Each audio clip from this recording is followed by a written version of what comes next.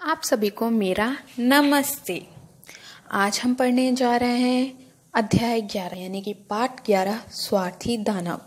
ये जो कहानी है उन लोगों के लिए है जो स्वार्थी होते हैं, जो कुदरत के खिलाफ भी जाते हैं। इसलिए स्वार्थ को हमें त्यागना चाहिए, परोपकारी बढ़ना चाहिए, सबको देने की भावना रखनी चाहिए, क्योंकि जहाँ स्वार्थ होता है वहाँ खुशहाली नहीं आती। शुरू करते हैं। एक बड़ा सा सुंदर बाग था। प्रतिदिन शाम को पाठशाला से लौटते समय बच्चे बाग में जाते और खेला करते थे। उसमें कोमल हरी घास के गलीचे बिछे थे। घास के आसपास तारों के समान सुंदर फूल खिले रहते थे। उस बाग में शफतालू के 12 पेड़ थे, जो वसंत ऋतु में गुलाबी कलियों से लहलहा उठते और शरद ऋतु में फलों से लद जाते थे। उन पेड़ों पर बैठकर पक्षी इतना सुंदर गान करते थे कि बच्चे भी अपना खेल छोड़कर मुग्ध होकर उसे सुनते थे। ओह, हम कितने सुखी हैं, वे आपस में कहते थे।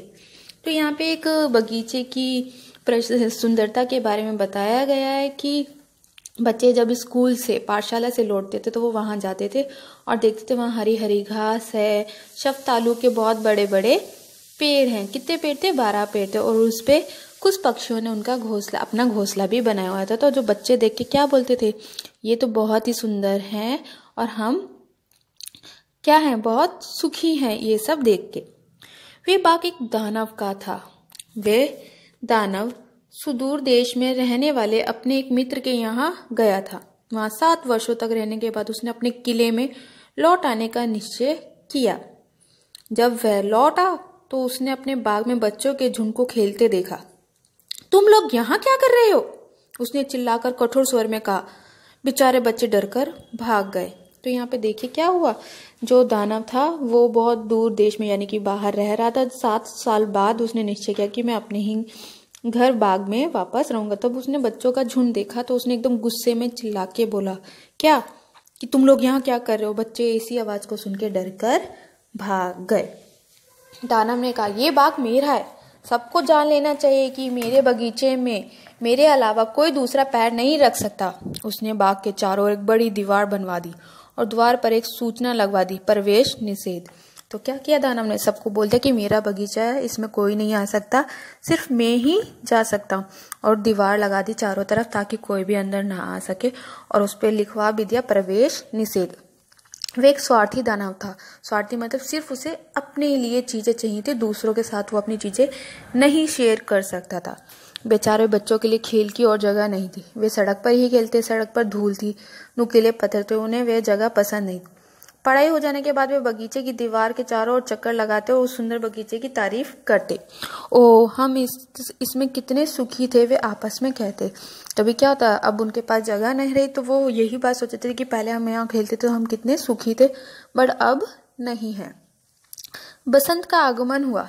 सारा देश नन्ही नन्ही कलियों और छोटे पक्षियों से शोभित हो उठा। उस स्वार्थी दानव के बगीचे में अभी तक शीतकाल ही बना हुआ था। बर्फ ने अपनी सफेद चादर से बगीचे की हरियाली को ढक लिया। कोहरे ने बड़े वृक्षों पर सफेदी चढ़ा दी। दिन रात ठंडी हवा के झोंके उस बगीचे में लहरें मारते। ओले भी पड़ने लगे। प्रतिदिन 3 घंटे दानव के उस किले पर ओले बरसते। किले की छत टूटने लगी। बगीचा तो सारा तबाह ही हो गया था। क्यों हो गया था? क्योंकि अब वहां पे वसंत ऋतु नहीं आई थी। जैसा मौसम था वही था, ऊपर से जो ओले थे वो गिरने लगे थे और कोई भी फूल वगैरह नहीं खिला था। अपने किले की खिड़की के पास खड़े होकर उस जमे हुए सफेद बगीचे को देखकर स्वार्थी दानव ने कहा, कुछ समझ में नहीं आता, वसंत अभी तक क्यों नहीं आया? अब तो ऋतु पे परिवर्तन होना ही चाहिए। तो उसने क्या कहा कि बसंत ऋतु सब जगह आ गया, बट मेरे इसमें नहीं आया। क्यों नहीं आया है? और यहाँ पे कोई परिवर्तन भी नहीं हुआ। ऋतु में कोई परिवर्तन नहीं हुआ। वसंत का आगमन हुआ। वसंत ने हर एक बगीचे को सोने के रंग से रंग दिया, किंतु दानव के बगीचे को अपने सौंदर्य का एक कण भी नहीं दिया। ये तो स्वार्थी दानव है, वसंत ने कहा। दानव के बगीचे में शीतकाल स्वार्थी हो गया। वृक्षों पर, पौधों पर उत्तर की हवा, कोहरा, ओले और बर्फ सदा नाचते रहे। तो देखिए, वसंत ऋतु में भी सिर्फ दानव के बगीचे में क्या हो रहा था? बारिश, ओले और ये सब बरस रहे थे, मगर वहां पे वसंत नहीं आया था। एक दिन सवेरे अपने बिछौने में पड़े दानव को एक मधुर संगीत सुनाई दिया। संगीत इतना कर्ण प्रिय था कि उसने समझा राजा का कोई गवैया पास से जा रहा होगा, पर वहां और कोई नहीं। खिड़की के पार एक छोटी सी चिड़िया चहक रही थी। दानव को तो पक्षियों का संगीत सुने जमाना गुजर गया था, इसलिए उस दिन वह संगीत संसार में सबसे अधिक मधुर लगा। उसी क्षण से आंधी पानी रुक गया, ओले गिरने बंद हो गए। सुगंध से लदे हुए हवा के एक झलके झोंके ने उसे आनंदित कर दिया। मालूम होता है बसंत का आगमन हो गया। दानव ने गया और बिछौने से उठकर उसने बाहर की ओर देखा। तो क्या हुआ, जैसे संगीत उसने सुना, किसका, एक पक्षी का, चिड़िया का, तो उसने देखा कि उसके बगीचे में थोड़ी सी वसंत आ गई है, क्योंकि फूल खिलने लगे थे। और उसने देखा कि बाहर जाके देखता हूँ कि ऐसा हुआ है या नहीं, क्योंकि वो खुश हो गया था। उसे बहुत ही अद्भुत दृश्य दिखाई पड़ा। दीवार के एक छोटे से बच्चे भीतर घुस आए और वे पेड़ों की शाखाओं पर बैठे। जो पेड़ उसे दिखाई दे उसी पर उसने एक बच्चे को बैठे देखा। उन बच्चों को पाकर वे बड़े इतने आनंदित हुए कि उनका हृदय खिल उठा। कोमल फूलों से सजकर पेड़ों ने अपनी शाखाओं को बच्चों पर पसार दिया। पक्षी इधर उधर फुदक फुदक कर चहचहा रहे थे और फूल हरी भरी घास से अपने सुंदर चेहरे बाहर निकालकर हंस रहे थे। ये बहुत ही मनोहारी दृश्य था। बाग के केवल एक कोने में अभी तक सर्दी थी और वहां एक छोटा सा बच्चा खड़ा था। वो इतना छोटा कि वृक्ष की डालियां तक नहीं पहुंच सकता था। तो क्या हुआ, वहां पे जब देखा उसने कि एक छोटी सी छेद से, यानी कि दीवार में छोटा छेद था, वहां से बच्चे आ रहे थे। तो बच्चे आके जब पेड़ों के साथ खेलने कूदने लगे तो क्या हुआ, वसंत आ गया उसमें, और वहां पे सब जगह हरियाली आने लगी। बट एक कोना था जहां पे नहीं हुआ था। क्यों?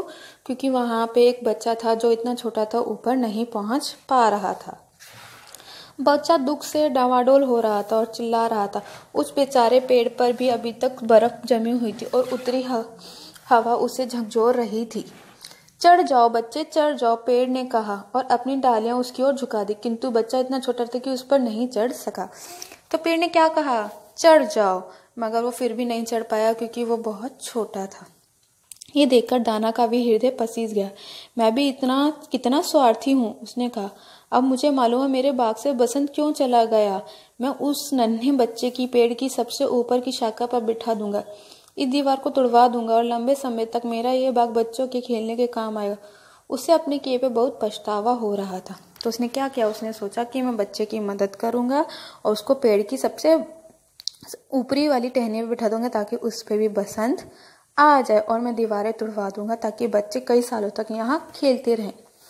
नीचे उतरकर आहिस्ते से दरवाजा खोलकर वे बगीचे में पहुंचा, किंतु उसे देखते ही बच्चे डर के मारे भाग गए। बगीचे में फिर शीत ने अधिकार जमा लिया। एक छोटा बच्चा वहीं खड़ा रहा, उसकी आंखों में आंसू भरे हुए थे। वे दानव को नहीं देख पाया था। दबे पांव बच्चे के पास पहुंचकर दानव ने उसे उठाकर वृक्ष पर बिठा दिया। वृक्ष फूल पत्तों से लहला उठा। तो क्या हुआ, जब दानव ने उस बच्चे को पेड़ पे बिठाया, दानव बाहर गया तो पहले तो बच्चे डर गए और सारे भाग गए थे। बट जैसे ही दानव ने उस बच्चे को ऊपर उठाया पेड़ पे, उस पे से बर्फ फट गई और पूरी उस पे क्या आ गई, हरियाली छा गई थी। पक्षी आकर उस पर गान करने लगे। उस बच्चे ने अपने दोनों नन्हे नन्हे हाथ बढ़ाकर दानव के गले में डाल दिया, उसे चूम लिया। दूसरे बच्चे भी ये देखकर कि दानव अब दुष्ट दानव नहीं रहा, दौड़कर बगीचे में आ गए। उन बच्चों के साथ ही बसंत लौट आया। बच्चों, अब ये बाग तुम्हारा है, खूब खेलो कूदो। उसने बगीचे की दीवार तुड़वा डाली। जब दोपहर को लोग बाजार जा रहे थे तो उन्होंने देखा दानव बच्चों के साथ उस अनुपम बाग में खेल रहा है। ये कविता पाठ लिखा है ऑस्कर वाइल्ड ने। तो यहाँ पे फिर क्या देखा, यहाँ पे देखा गया कि जो बच्चे थे, पक्षी चहचहाने लगे जिसकी वजह से वसंत आ गया था। नन्हे नन्हे हाथों से उस बच्चे ने दानव को गले लगाया और उसको चूम लिया। चूमने के बाद क्या हुआ, दानव बच्चों को पता लग गया कि अब दानव क्या है, दुष्ट यानी कि अहंकारी नहीं रहा है। उसने बच्चों से बोला कि ये तुम्हारा बाग है, तुम इसमें खेल सकते हो। और उसी टाइम जब लोग बाजार जा रहे थे उन्होंने देखा कि दानव क्या है, बच्चों के साथ खेल रहा है। तो धन्यवाद बच्चों, आपको ये शब्दार्थ अपनी कॉपी में करने हैं। ये पाठ आपको बहुत अच्छा लगा होगा और आपका दिन